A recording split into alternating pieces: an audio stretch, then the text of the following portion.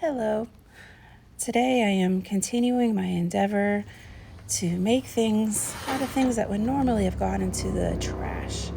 So today I have some leftover printer paper. Some of them, many of them, have been written on, but many of them are blank, with maybe just a very little on them. But either way, they were going to head to the recycling heap today.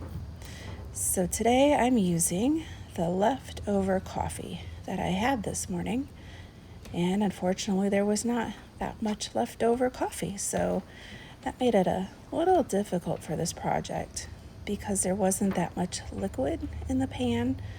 So when there's very little liquid in the pan, it makes it hard to pick up the papers without ripping them. As you will see or have seen, I ripped a couple of them just a little bit, but that's okay. They can be repaired with a little bit of Mod Podge, or depending what you do with them, maybe they'll have a picture or something put over them. Either way, they're still very functional, very pretty, and you can still use them. So I'm starting out by putting sheets over my tiny little patio table, so I can only fit 4 of them over this. Now this is actually where I ended up getting the best results, and I think it's because later in this video you'll see I cover them with bubble wrap, and I think that added just a little bit of weight, so it really pressed the paper down into the table and got the picture a little bit better, the markings there from the patio table. So I'm laying them out, and as you can see, some of them are kind of bubbled up a little bit, and that's fine. You still get a good picture, but if you really want to get the print from the table that we have going on here, you don't want any bubbles like that if you want it to be a very nice print.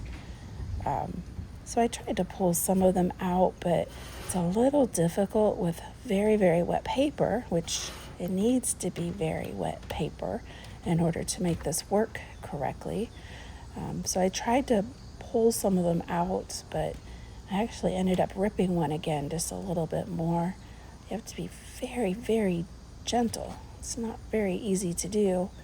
And then there was just a little bit of a breeze going on, so that complicated the process just a little bit because the papers wanted to fly off the table. So there I have the 4 sitting out on my patio table, and here comes my bubble wrap.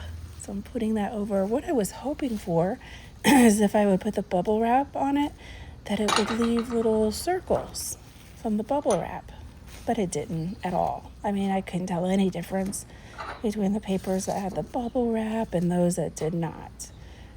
Now, of course, the circles that I'm putting on here, those show up, and those look really nice circles on my papers.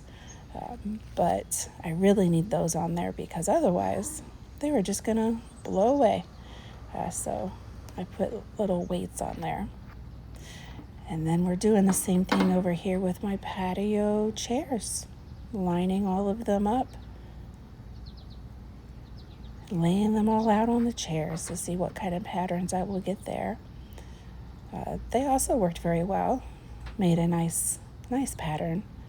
I would say it wasn't as significant as the one that was on the table with the bubble wrap on top.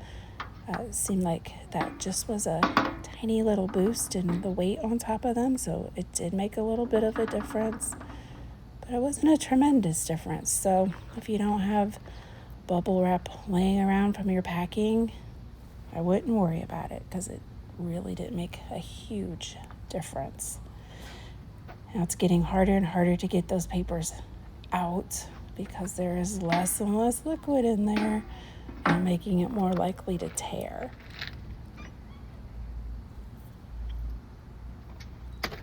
And we'll continue on. And I'm gonna, in a little bit here, actually, I tried putting one down on my outdoor rug. I thought, wow, maybe we'll catch the weave from the rug on the paper. But it really didn't do anything at all. I didn't see any pattern from the rug on my paper when it was all done.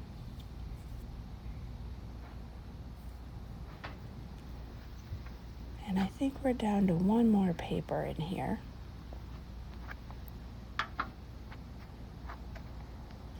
Yep, this paper is going to go on the chair right here. So I have two different types of patio chairs. They're not matching out there, which usually don't really like that they don't match. But you know, for this project it was a good thing because I had two different patterns going onto my paper. And here's the finished results. Isn't that pretty? Those are the ones that had the bubble wrap on them.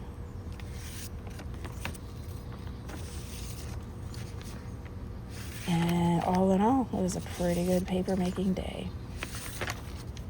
Hope you enjoyed this.